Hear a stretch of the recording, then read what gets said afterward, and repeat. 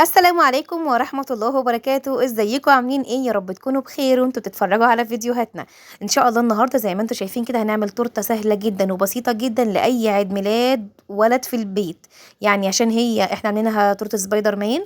طبعا سبايدر مان ما ينفعش الا ولد، يعني ما ينفعش بنوته خالص.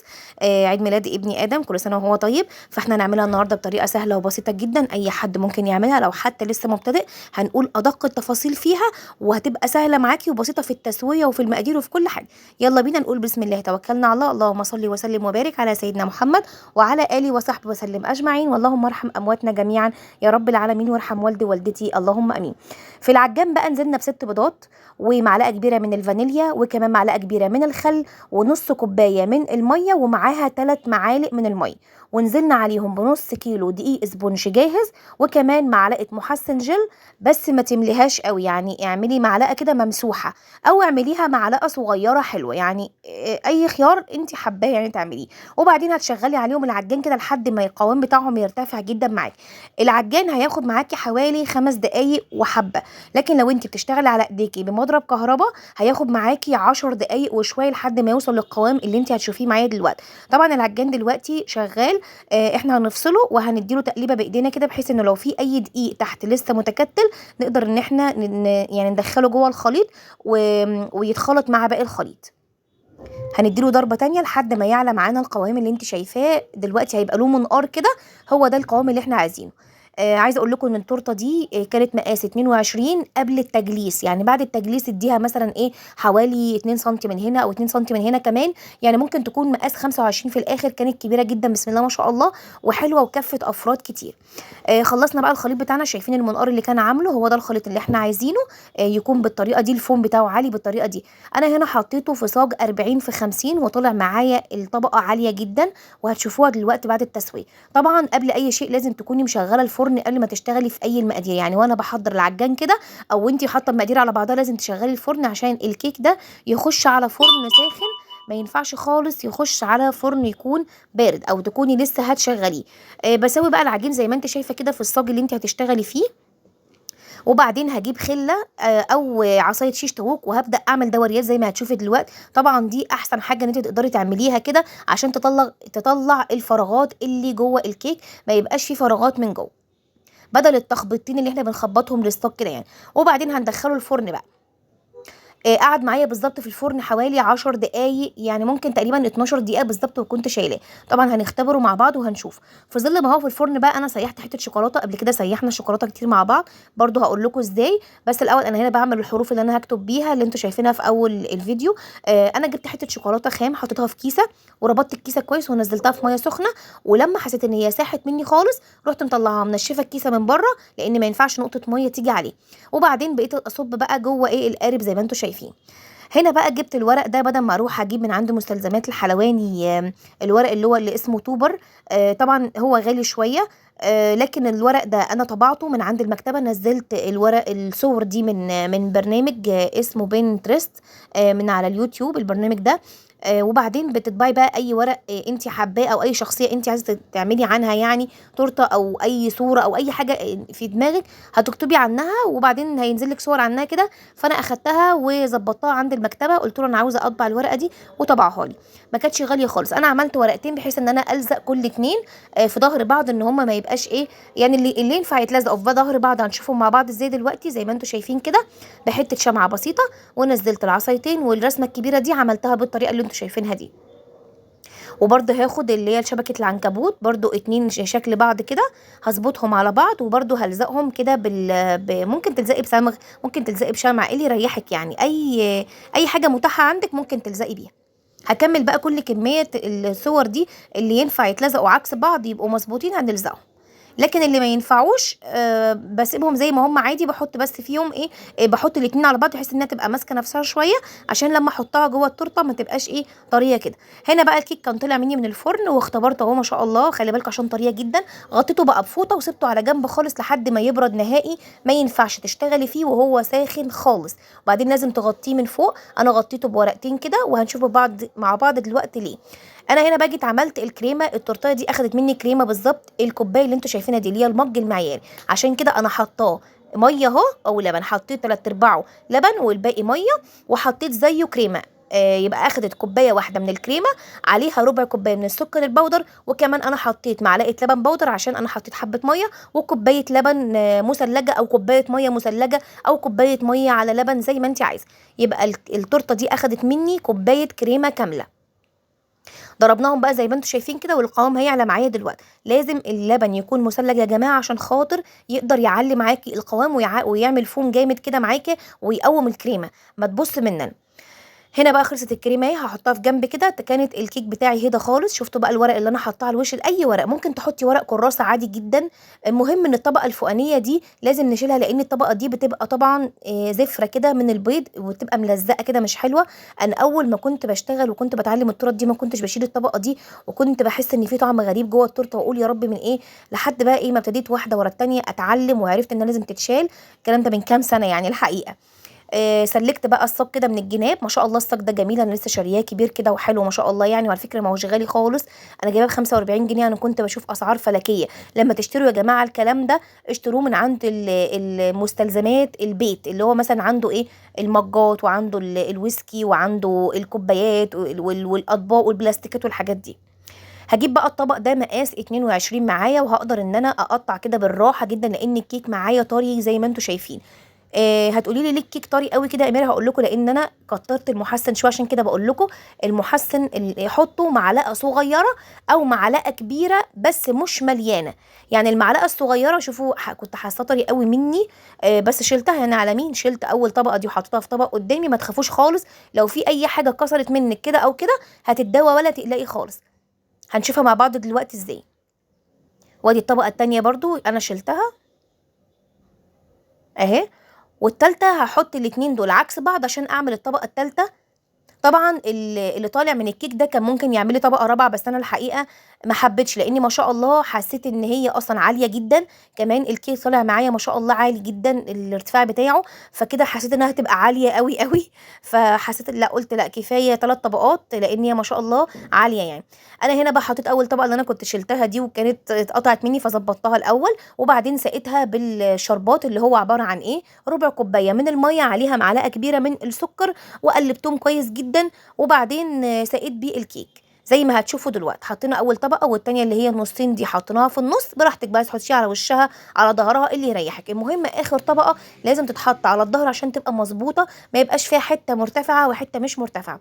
سقيت كده الكيكه دي زي ما انتم شايفين اهو باللي هو شربات التسقيه ده بتاعنا او خليط التسقيه، وهنزل عليه برده بالكريمه.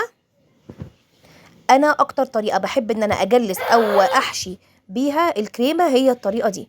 احط الاول في القمع كده، وبعدين اعمل بالطريقه دي. ما بحبش اجيب بالسكينه، بحس ان دي افضل طريقه، ان هي بتعمل لي السمك كله قد بعضه. وادي الطبقه الثالثه حطيناها، وحطيناها خلينا الظهر هو اللي فوق بحيث ان هو يبقى متساوي. وسقيتها برده بخليط التسقيه، وبعدين همسك برضو الكريمه اكمل بقى زي ما انتم شايفين. الاول احنا هنعملها لون لبني، بس انا حبيت ان انا احط الاول حبه ابيض كده واعملهم بالسكرابر لسبب واحد، ان انا اشيل اي فتافيت من الكيك. قدامي دلوقتي في الحركه دي هيطلع معايا اي فتافيت من الكيك، عشان ما يطلعش فتافيت الكيك في اللون اللبني اللي انا هعمله دلوقتي. زي بنحطها زي بطانه كده مثلا يعني. هنا بقى جبت اللون اللبني اللي هو برده من عند مستلزمات الحلواني، الالوان الجل دي. حطيت منها نقطتين 3 4 لحد ما وصلت اللون اللي انا عايزاه. ده كان لون ازرق على فكره، الازرق هو اللي هيديك اللون ده، لكن لو اللون البيبي بلو اللبني مش هيديك اللون ده، وممكن تخلصي اصلا العلبه كلها وما يديكيش اللون ده نهائي، لانه بيبقى لون خفيف شويه. فانت لو هتوصلي للدرجه دي هاتيه لونه ازرق، وخدي منه 2 3. شايفين برضو الوضعيه بتاعت التجليس دي حلوه جدا برضو لاي حد لسه مبتدئ. اكتر طريقه سهله ممكن تجلسي بيها هي الطريقه دي. هتديك الطبقه الخارجيه كلها قد بعضها سمك واحد، والزياده هتطلعيه تحطيه على الوش. شايفين الطبقه عامله ازاي؟ كلها سمك واحد. حطينا الباقي على الوش من فوق، وقدرنا ان احنا نجلس. بصي هتجلسي بسهوله جدا ما دام الكريمه مظبوطه معاكي، ان هي على مقدار الكوبايه. هتحطي كوبايه لبن، هتبقى الكريمه معاكي سهله في التجليس، مش هتعمل فراغات ولا اي حاجه. وبرده في نقطه مهمه، لما تيجي تعبي الكريمه في اللي هو الكيس اللي انت بتشتغلي بيه، كيس الحلواني اللي بتشتغلي بيه او القمع يعني اللي بتشتغلي بيه، لازم تديها تخبط يعني ايه تقلبتين كده بالمعلقه، بحيث ان لو فيها اي فراغات من الهواء تطلع، عشان هو ده اللي بيبوظ التجليس معاكي. ظبطتها بقى من الجناب زي ما انتم شايفين، وطلعت بقى اي حواف كده لفوق. الموضوع سهل جدا يا جماعه، ومش من اول مره هيجوا معاكم، لو لسه اول مره يعني ايه تعملوا الموضوع ده، ولكن يعني لو ايديكي فيه على طول هيظبط معاكي موضوع التجليس. لكن ما تخافيش، اتعلمي واحده واثنين وثلاثه هيظبط معاكي جدا. وبرده الكريمه عليها عامل اساسي ان التجليس يبقى مظبوط، ان هي تبقى مظبوطه ومقدارها مظبوط هيظبط معاكي التجليس. اديت لها بقى كده بالسكرابر المشرشره كده من الجناب، عملت لها شكل. لو حابين انتوا تسيبوها كده ده يرجع لكم عادي. عايزه اقول لكم برده ان السكرابر المشرشره دي ممكن كتير تداري فراغات لو انت مش قادره تظبطي التجليس قوي. ده بقى جيلو فراوله، انا جبته برده وحطيت عليه معلقتين من الميه صغننين كده، لانه كان في التلاجة كان تقيل جدا. انت ممكن مش عايزه تحطي عليه ميه، ممكن تحطيه في كوبايه فيها ميه سخنه طبعا وهو جوه الكيس. عبيه في الكيس وحطيه في كوبايه فيها ميه سخنه كده، هي يعني ايه هيفك معاكي بسرعه. انا بقى عادي حطيت عليه معلقتين من الميه وربيته كده شويه، وقمت حاطاه في الكيسه اللي انا هعمل بيه. وده بقى خدت حبه من الكريمه وحطيت عليهم نقطتين من الاحمر، وممكن هحتاج نقطتين كمان، لان الاحمر بصراحه من الالوان اللي ما بتديكيش اللون مره واحده، يعني لازم تحطي ربع الازازه عشان يديكي اللون الاحمر اللي انت عايزاه. دي كلها الوان جل برده من عند مستلزمات الحلواني. اي حاجه يا جماعه للحلويات، تورت، جاتوهات، ملفي، الكلام ده كله ما تحاولوش تجيبوه من عند ناس مش متخصصه فيه. يعني الكريم شانتيه بالذات خلي بالكم الفتره دي في كميه غش غير طبيعيه. الكريمه دي انا جايباها دي في منها هاي كواليتي وسوبر كواليتي. دي انا جايباها اللي هي الربع ب65 جنيه، حلوه جدا جدا جدا وبتعلى معايا وبترمي. يعني انا عايزه اقول لكم ان هي بترمي معايا كميه حلوه، يعني الكوبايه كامله، كوبايه عاديه اللي هي بتاعه الاكواب المعياريه، عملت بيها التورته دي، وكانت ما شاء الله ارتفاعها حلو جدا، ويعتبر مقاس التورته مثلا 25. ارتفاعها كان هايل بصراحه ما شاء الله، عاليه عاليه يعني. وعملت معايا الكريمه، واتبقى معايا كمان قد مثلا ايه نص كوبايه من الكريمه عاديه اللي معموله بقى. فما شاء الله لا ال الكريمه ما تستخسروش، لا هاتوا كريمه عاليه ونظيفه، هترمي معاكم وكمان هتديكوا طعم حلو جدا. يعني انا ما رضيتش ان انا احط معاها باستري لان هي غنيه. انا سالته وانا بشتريها قال لي لا دي احلى من يعني في انواع مش عايزه اذكرها يعني عنده، بس دي احلى بكتير، دي اللي انا بشتغل بيها بقالي فتره في اي حلويات انا بعملها. جبنا بقى اللون الاحمر والتيب الصغنن بتاع بلح الشام الصغنن خالص، وعملنا بيه الوردات ده. طبعا التزيين ده يرجع لك انت، ولكن زي ما كل مره بعمل تورته اقول لكم، لما تقفلي التورته او زي ما بيقولوا بتحزميها من تحت كده بالروزيتات الصغننه دي، بتدي شكل احلى للتورته، وفي نفس الوقت بتديها يعني ايه انها تبقى كبيره شويه، يعني بتحسك انها كبيره. جبنا بقى الشوكولاته بالحروف اللي احنا صبيناها في القوالب وطلعناها، كتبنا هابي بيرثدي الاختصارات وكلمه ادم. طبعا ده برضو يرجع لك اي بقى تزيين انت حباه. بس عايزه اقول لكم ان الورق اللي انا عاملاه ده لا حلو قوي بصراحه، ومش مكلف خالص خالص. يعني انا طبعا تقريبا الورقه مش فاكره، تقريبا ب7.5 ولا ب5 ولا بايه، مش فاكره هي مثلا اللي كانت طبعها لي. ولكن ما كانتش مكلفه بالنسبه للطوبر. لو انا اشتريت كل الطوبرات دي من بره من عند المحل هتبقى اغلى بكتير طبعا من ان انا اطبعها. وفي الاخر كده كده هو اصلا ما بيتاكلش سواء طوبر او جو او ورق، هو محطوط كشكل بس تزيين، وبعدين بيتشال عادي. وزعنا بقى الاشكال اللي معانا بالطريقه اللي انتوا شايفينها دي. انا كنت قلت كده خلاص معايا وزي الفل والتورته كده جميل، بس حسيت انها ناقصها حاجه، قمت رايحه جايبه بقى اللي هو الكريسبي الاصفر الذهبي ده. وانا اخترت ان هو يكون ذهبي يعني بحيث ان هو يكسر اللون شويه. انا اصلا كنت عاوزه اعمل كمان الحروف دي باللون الاصفر، لو كنا عملناها بشوكولاته ولو انها باللون الاصفر كانت هتبقى حلوه يعني. بس انا ساعتها ما كانش عندي مثلا دست اصفر ان انا ممكن الون الحروف دي باللون الاصفر. الدست ما كانش موجود عندي، ما كانش متاح يعني وقتها. وزعنا بقى كده الكريسبيات دي. التزيين زي ما قلت لك يرجع لك انت حره، ولكن احنا بندي افكار. لو عندك مثلا عيد ميلاد طفل ولد مثلا وهو بيحب سبايدر مان، ممكن تعملي له الشكل ازاي، مش هتبقى مكلفه معاكي خالص. انت لو طلبتيها من بره مش هتقل عن 350 جنيه 400 جنيه كمان، لان الحاجه عادت غاليه جدا. ولو بتطلبيها من محل كويس ومعروف وسمعته عاليه ومعروف ان حاجته نظيفه، بجد هتبقى غاليه جدا، لان الخامات غلت بطريقه غير طبيعيه. ولكن احنا طبعا مش هناكل حاجه طعمها مش هيبقى حلو معانا. فانت هتكلفي يبقى تكلفي صح وتعملي حاجه بشكلها الحلو وطعمها الاحلى.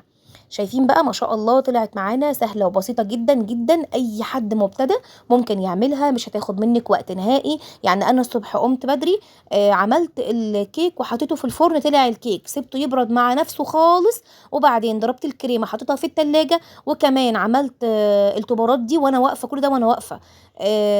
والكريمه انا قلت حطيتها في التلاجة، وبعدين شطبت بقى اللي ورايا وطبخت بقى اكلي ومش عارفه ايه، وبعدين في الاخر بقى كده مع نفسي قعدت ما خدتش معايا نص ساعه في التزيين والتجليس والكريمه والكلام ده كله.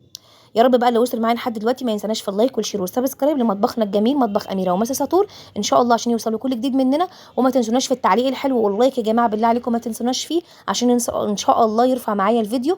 ولو عجبكم التورته يا ريت تكتبوا لي في الكومنتات ايه رايكم فيها، وان شاء الله نعمل لكم باذن الله داخل العيد تورته كمان ان شاء الله. يا رب يكتر اعيادنا وعيد ميلاداتنا، وربنا يبارك في اولادنا وحبايبنا، وكل سنه وانتم طيبين، وان شاء الله نشوفكم في فيديوهات جديده باذن الله. ولو عجبكم التورته ما تنسوناش في التعليق الحلو، ومع السلامه وفي حفظ الرحمن.